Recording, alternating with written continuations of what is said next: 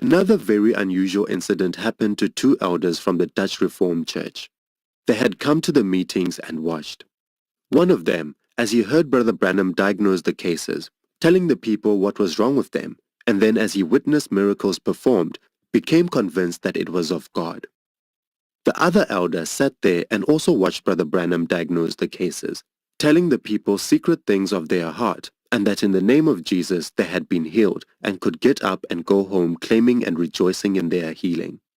He became convinced that it was the result of demon power. The two men were both sincere, but they had come to different conclusions. The first elder went home. The second one went out under a tree to pray. While he was there praying, he asked God to show him if the things that he had seen were of God or of Satan. He was sincere and agreed to believe whatever was revealed to him by God. While he was praying, he felt a hand on his shoulder. He turned around to see who it was, but no one was there. Instead of seeing someone, he saw a vision. He saw two clouds, and there between them sat his elder friend exactly as they had been sitting shortly before when they were discussing Brother Branham's ministry. At the end of the vision, he went as quickly as he could to the elder's home to tell what had happened.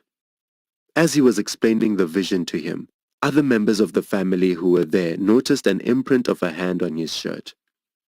As they examined the shirt, they found it had been scorched, very plainly leaving the imprint of a left hand. The news came to Brother Branham about what had happened, and he said, "I know all about it. I saw it in a vision this afternoon. Bring me the shirt and my left hand will fit perfectly the scorched imprint left on the shirt." This was done, and it was as Brother Branham had said.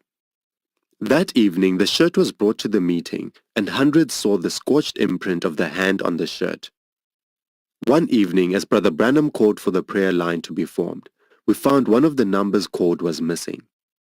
Billy Paul had given out the prayer cards earlier in that same service, so we felt sure the person holding that number was present. Brother Branham requested everyone holding prayer cards to recheck their number, and if they held the missing number to please come forward. A lady then stood up and explained that she had that number.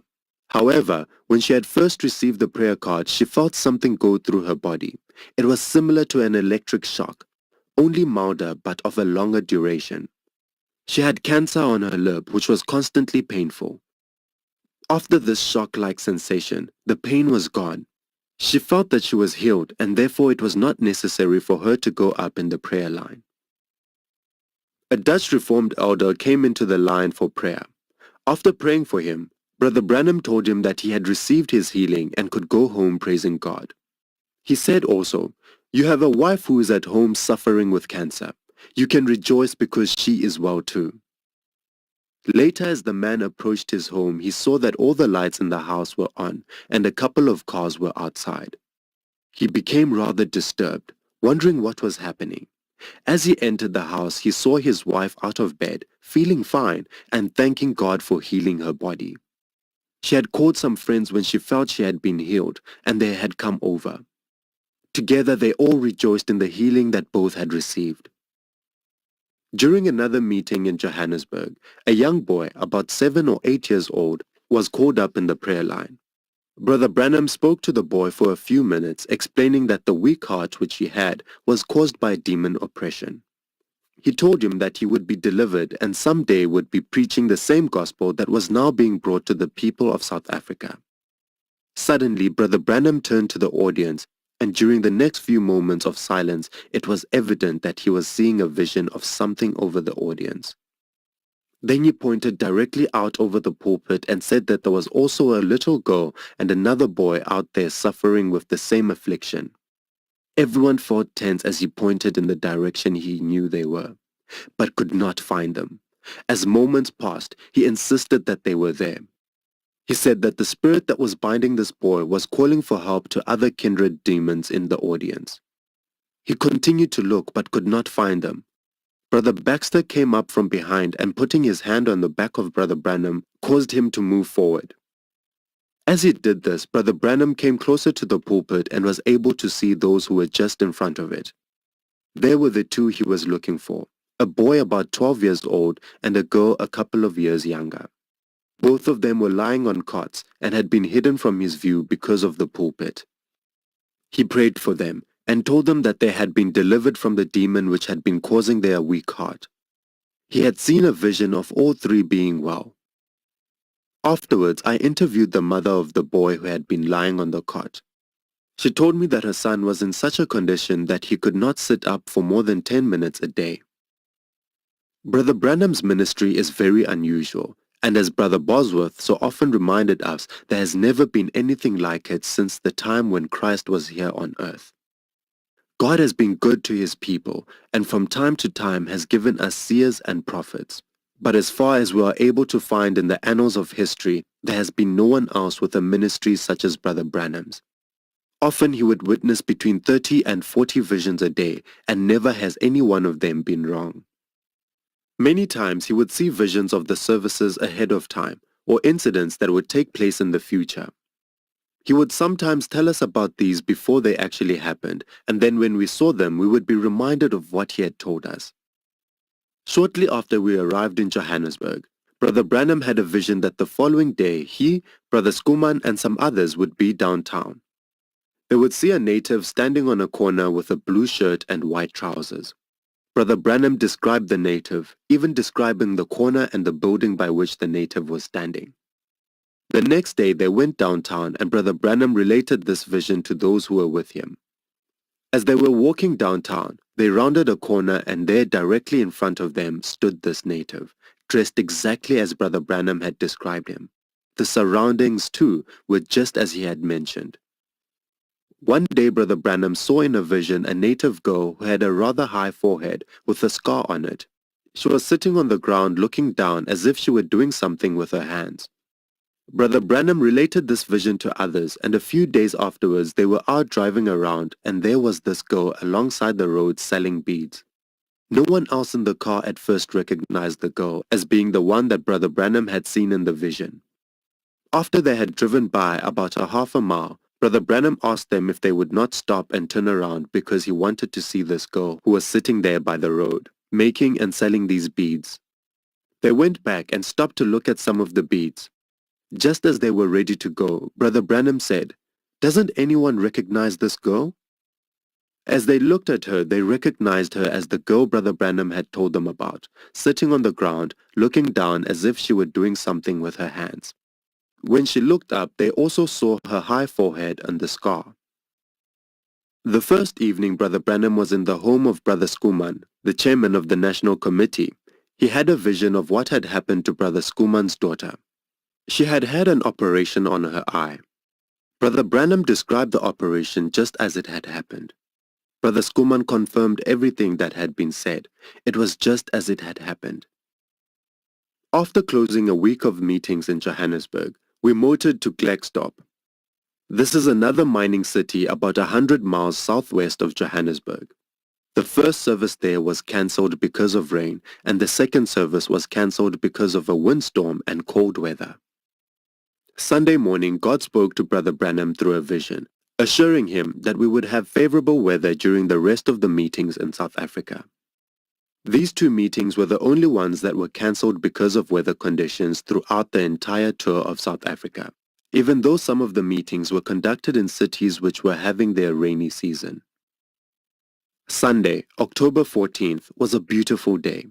People drove in from hundreds of miles for the meetings. I was told by several of the townspeople that it was the largest group that ever gathered in the city of Klerksdorp. Brother Baxter brought the gospel message that evening, and when he asked for those who would stand and thereby signify their acceptance of Jesus Christ as their Savior and Lord, approximately 3,000 people stood in response to the call. As the people in this town also witnessed the wonder-working power of the Lord through Brother Branham, they too admitted that a prophet from another land was visiting them. They realized that perhaps they would never again see anything like this in their lifetime. Sunday was one of the greatest days that Klerksdorp had ever seen. There were many who received healing for both their body and soul. I'm thinking of the little boy that was 11 or 12 years old who had received a prayer card and whose number had been called. As he came up to the platform, I noticed that his eyes were very badly crossed. As soon as Brother Branham saw him, he related the story of his little girl whose eyes had crossed because of the intense pain she suffered shortly before her death. Brother Branham never ceases to be moved with compassion when he sees a young child with crossed eyes. He prayed for the boy and then asked him to look up. As he did, his eyes became straight. The boy turned to the audience and the people rejoiced in the fact that the eyes which had been crossed were now perfectly straight. A local doctor examined the boy and declared his eyes to be normal. After the service, I obtained a photo of this boy, which we have here. One evening after the service, some of us were sitting around the dining room table at the home of Pastor P.F. Foree, one of the local pastors. We were enjoying some refreshments and Brother Branham was talking to us about spiritual truths. After Mrs. Foree came and joined us at the table, I noticed that Brother Branham was watching each of us very closely, as if he were looking for something. Within a few minutes, he sat back in his chair and told us that he had had a vision that afternoon. Now we were sitting around the table just as he had seen us. Brother Bosworth sat at one end of the table, Pastor and Mrs. Foree at the opposite end, and Sidney Smith and I were on one side across from Brother Branham. Each of us was in the exact location and position in which he had seen us in the vision that afternoon. Now he could tell what God had revealed to him. He turned to Mrs. Foree and related to her some incidents from her youth. As he went into detail, she sat there thrilled to think that God had spoken to his prophet concerning her. He also told her that she had a bad heart and stomach trouble which was caused by nervousness. After talking further concerning the vision and speaking words of encouragement to her, he excused himself from the table and retired for the evening. Our next stop was from October 17th through the 21st at Kimberley, the diamond capital of the world. The meetings there were scheduled for the town hall, but during the first evening service the building was packed and there were even more people on the outside than there were on the inside. The local committee realized something must be done in order to make provision for the thousands who wanted to attend the meetings. Through the fine cooperation of the mining industry, we obtained the use of the De Beers Stadium, which had seating accommodations for about 6,000 and is rated as one of the finest sports arenas in South Africa. Only eternity will reveal what was accomplished because of the added facilities. While Brother Bosworth was eating in a local cafe, a young man came and asked him if he was not a member of the Branham Party. He told him that he had come from Southwest Africa and that his 5-year-old daughter was dying of cancer. He asked Brother Bosworth what could be done so that his child might receive the healing which he realized Christ had purchased. Brother Bosworth explained to him that although he might not be able to obtain a prayer card, he still could obtain healing. He advised him to be in constant prayer that God would give Brother Branham a vision of his child who was suffering from cancer. The man came to the service believing God. As he stood on the side, praying, Brother Branham turned to him and said, "Go home. If you can believe, your child who is at home suffering with cancer will be well." Afterwards, I asked Brother Branham what he had seen in connection with this man, and he told me he had seen a vision of a little girl lying on a bed, suffering with cancer. A halo hanging directly over the man indicated that it was that man's child. Sidney Smith of Durban, who was traveling with us at this time, related to me a very impressive incident. Mr. Smith had just stopped at the house where Brother Branham was staying to get him for a service. As he stepped out of the gate into the street, he was met by a very thin man who recognized Brother Branham and asked him to pray for him. The man rolled up his sleeves to show how thin his arms were. They were no larger than the size of a man's wrist. Brother Branham looked at him and said, "You are suffering from TB. Do you believe God?" The man said, "I believe God."